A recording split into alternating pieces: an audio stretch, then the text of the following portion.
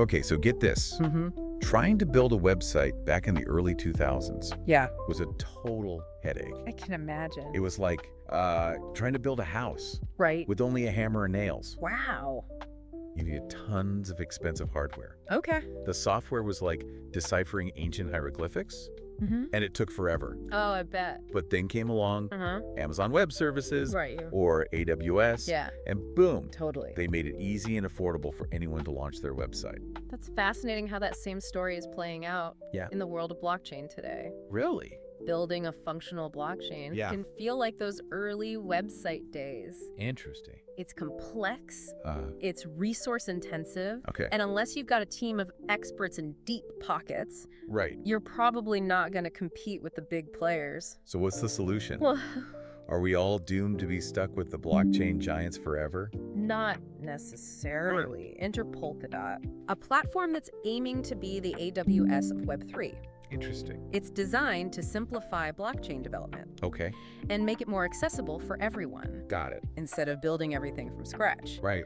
Polkadot provides the infrastructure and tools. So you can just focus on your application. Exactly. Okay, hold on. Let's back up a bit. Sure. For those of us who are just getting acquainted with Polkadot, Okay. what exactly is it and how does it work? Polkadot is what's known as a layer 0 blockchain, Okay. which essentially means it's the foundation upon which other blockchains can be built. Okay. Think of it like the bedrock that supports an entire ecosystem. Okay, I'm picturing this blockchain bedrock. Yeah. So how do these other blockchains, Right. or parachains as I've heard them called, Yes. connect to Polkadot? That's where it gets really interesting. Okay. Polkadot has this ingenious system where individual blockchains, those parachains, can connect to the main Polkadot network called the relay chain. All right. This connection gives them access to Polkadot's shared security, interoperability, and scalability, all without having to reinvent the wheel. So it's like each parachain is a unique building. Exactly. But they're all built on the same solid foundation. Right. So they're inherently more stable and connected. Exactly. And each parachain can have its own specific purpose and functionality. Yeah. You could have one for decentralized finance. Right. Another for supply chain management. Yeah. Another for gaming. The possibilities are vast. Exactly. It sounds like a brilliant way to foster innovation and diversity in the blockchain space. I think so. So how did Polkadot come to be? Well, who's the mastermind behind this? Polkadot is the brainchild of Dr. Gavin Wood, a co-founder of Ethereum. Wow. And a leading figure in the blockchain world. Okay. He envisioned a future where blockchains could seamlessly connect and communicate with each other. Interesting. And that vision led to the creation of Polkadot. So this wasn't just some random project. No, not at all. It was built by someone who was literally there at the birth of Ethereum. Exactly. That's some serious blockchain pedigree. Absolutely. And the development of Polkadot didn't happen overnight. No, it took a while. It took years of meticulous research, design, and engineering to bring this vision to life. It's a complex project. In fact, the first version of Polkadot was launched back in 2017. Yeah. And it's been constantly evolving and improving ever since. That's right. Speaking of evolution, there's a lot of buzz about Web3 these days. Where does Polkadot fit into this whole Web3 landscape?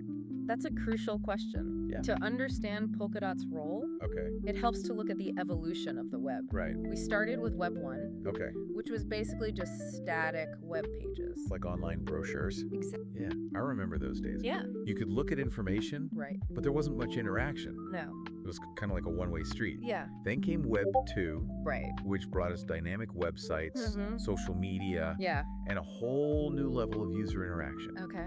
Suddenly, everyone could create and share content, connect with each other, and build online communities. Yeah, that's right. Web 2 was a huge leap forward. It was. But it also came with its downsides. Of course. I mean, think about all the issues we're facing today.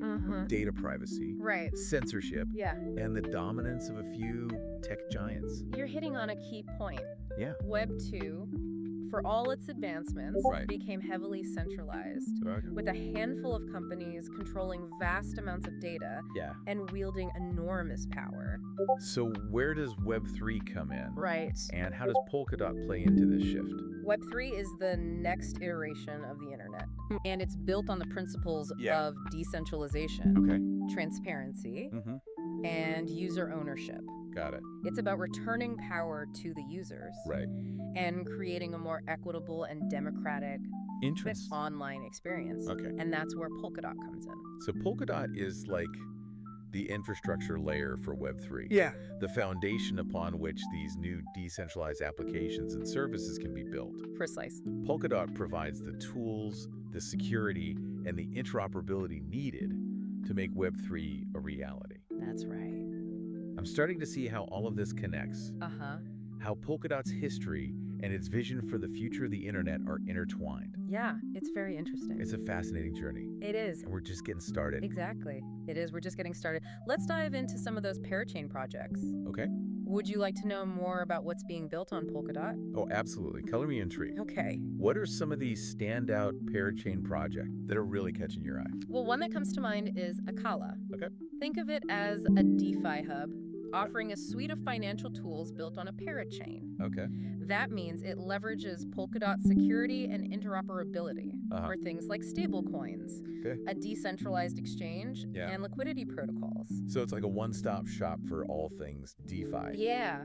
But with the added security and efficiency of being on Polkadot, correct. That sounds pretty compelling. It is. For developers and users alike. Yeah. And then you have Moonbeam. Yes, Moonbeam. Imagine a bridge that connects Ethereum and Polkadot. Right. That's what Moonbeam does. That's right. It allows developers to easily move their existing Ethereum projects over to Polkadot. Yeah. Opening up a whole new realm of possibilities. It does. That's a game changer.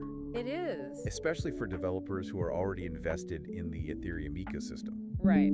It's like suddenly being able to tap into a whole new market and infrastructure without having to start from scratch. Exactly. Precisely. It's all about making blockchain development more accessible and flexible. That's right. Now here's another one that's pushing the boundaries. Okay. Astar. Astar. It's a multi-chain smart contract hub that supports not just one, but multiple virtual machines. It does. Okay, I'm sensing a theme here. Okay. It seems like a lot of these parachains are focused on interoperability. Yeah. And bridging different blockchain ecosystems. You're spot on. You're spot on. It's a core principle of Polkadot. Okay. And it's one of the reasons why it's gaining so much traction. Okay. And then you have projects like Centrifuge, which is focused on real-world asset financing. Okay. And Affinity, which is all about creating a next-generation NFT marketplace. Real-world assets, NFTs.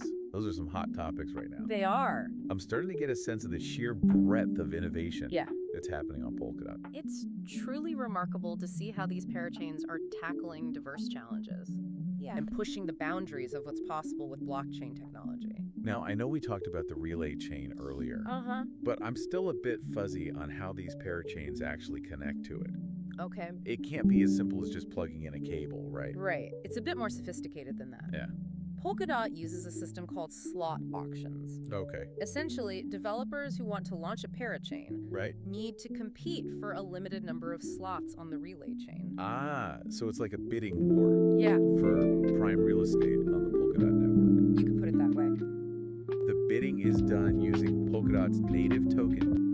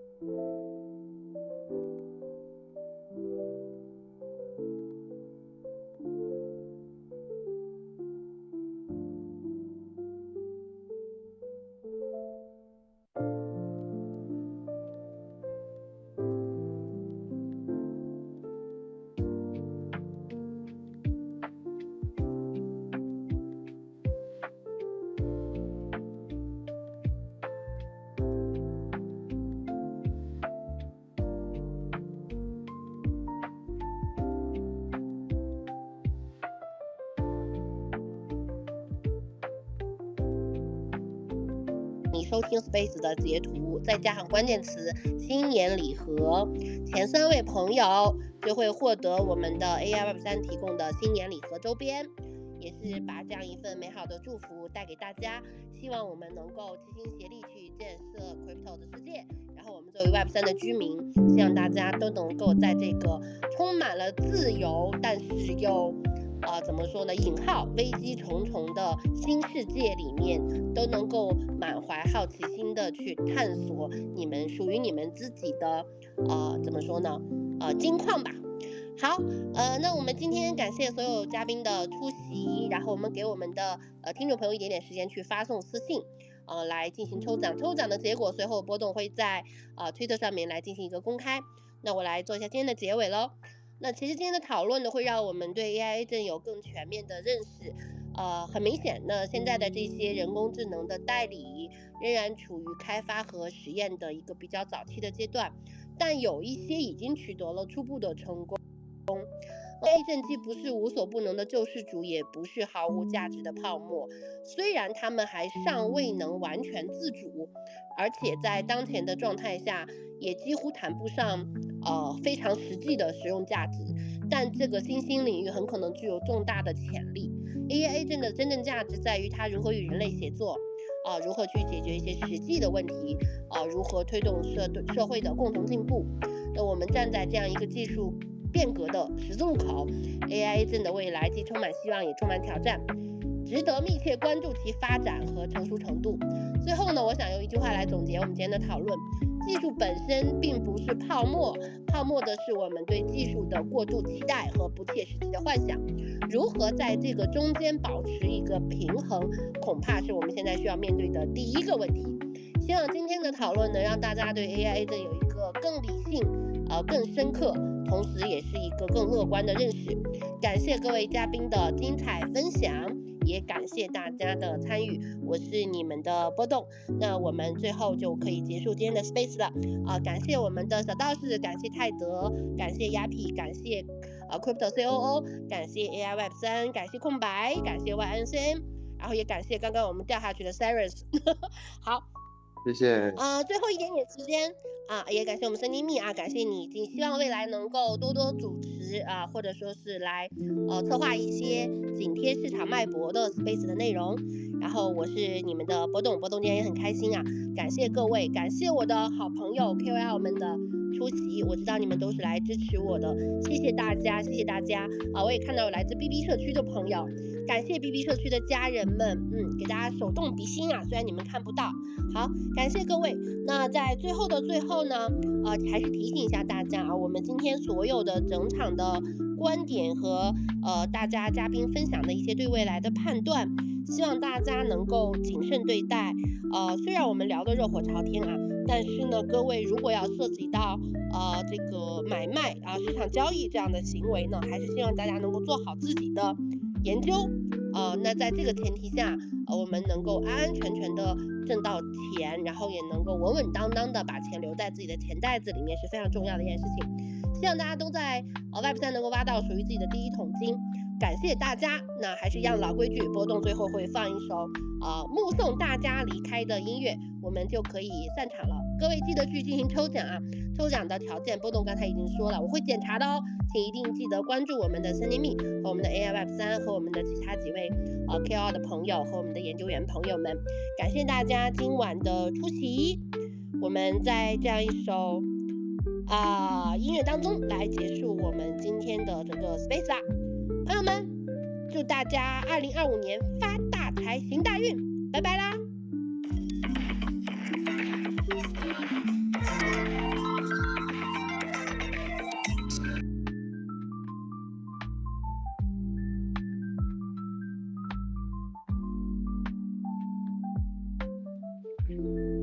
Yeah, and I can also see a lot of benefit with the expansion of the network because we've talked about this a few different times on the AMA where there are limited resources available to people who want to jump into sort of providing compute power if you're going to be taking it from a Web 2 perspective. So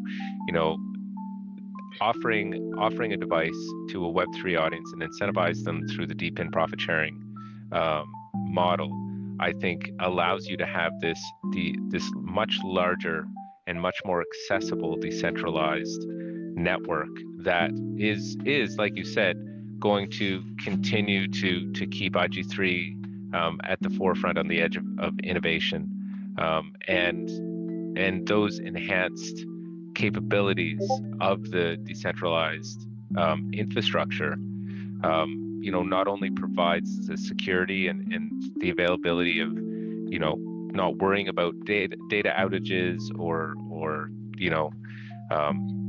rough integrations with other systems, but also provides the appropriate motivation to get those devices into people's hands.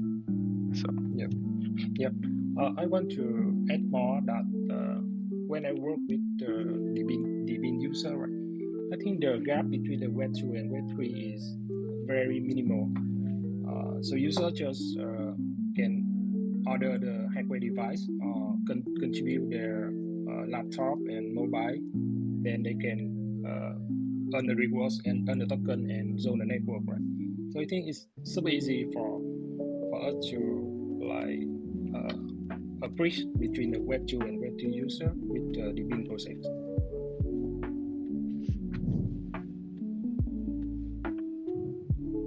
Right, because there's also the iGame3 Edge mobile app, right? Yep. Yeah, and so that's something that you can install. I may be going through the guide right now, but something you can install on your current device. So that's really interesting. Taking that dual approach, and I agree with you. I think that when we talk about DePIN and we talk about Web3, we're seeing a lot of projects and a lot of companies really bridge the gap into Web 2 because it is a model that people are very familiar with that provide resources for benefits. And all we're doing is we're taking that model and building it on a blockchain infrastructure.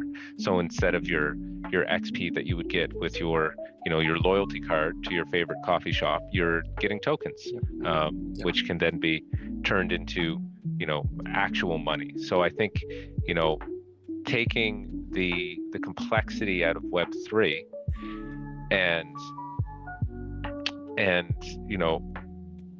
then providing a quality user interface and a quality product to a Web 2 audience, it really expands your available options for network. It really expands the number of targets that you have to help create this robust network.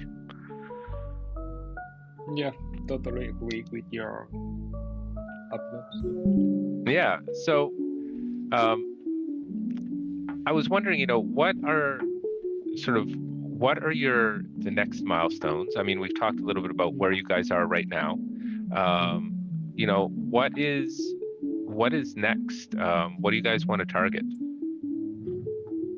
All right, so in our roadmap, so far, because we plan to onboard like 100 AI agents in our network. So in terms of technologies, we are implementing the thing we call the AI agent gateway. So it's a new platform that the builder can create and manage the AI agent easily. In terms of the expanding our network, we are targeted to reach 10K devices by expanding in across 30 countries. And the big milestone for our project is we enter the TGE in the end of Q1 2025. Yeah, I think we are growing quite fast and have a lot of more in our project to expand. So hope we can have the huge support from the big ecosystem and the community that can help us to reach our roadmap perfectly. Yeah, and I mean, there's one topic that we haven't really talked about because I think it deserves its own AMA, and that is, the AI agent that is currently deployed. I think, I'll tease the audience a little bit. I think we're going to be talking about that a little bit in the future because it is amazing, and I think it deserves its own AMA. So, yeah, I think being able to, you mentioned some of the benefits and some of the reasons why you wanted to come on peak with the strength of the network. I think it's a good opportunity definitely to introduce your project and get more devices in more countries, leveraging the community that we have here today. One of the other interesting things about building on the Peak network is the ability to work with other projects, through the data sharing mechanisms that we have built into the network. So I was wondering, is that something that you can foresee participating in, that collaboration? And do you see any opportunities that exist right now with collaboration with any other type of project or specific project that is currently building or might be building on Peak? Yeah. Okay, so far we talking with Trust.ee is wisest. They implement the treasure, the DBIN treasure. So they want to have some advice from our team to build the AI agent to manage their device. Yep. So we also in contracting with the robotic project. So we see how we can collaborate. So far, I see that in the big ecosystem, we have very friendly and many supporting from the other project. So we want to build a win-to-win community and can support the others. Yeah, and I think another opportunity that you can potentially see is the benefit to share data across the network. Yeah. So do you see, what do you think that opens up for you as far as the ability to share data across DePINs? Yep. In terms of the sharing data, right? When I meet the CTO of Big, so he mentioned about the main reason why he want to build a solid DID governance is he want that every device in a big ecosystem can talk with the other. So I think it's a very important vision that we choose to pick at our main blockchains. So we want to share the data between our DEX device and treasure or the robotics. So we can collaborate and leverage the data between the network. So we can bring more customized and more useful data for our end users. So I think it's very great when we can share the data throughout the big ecosystem.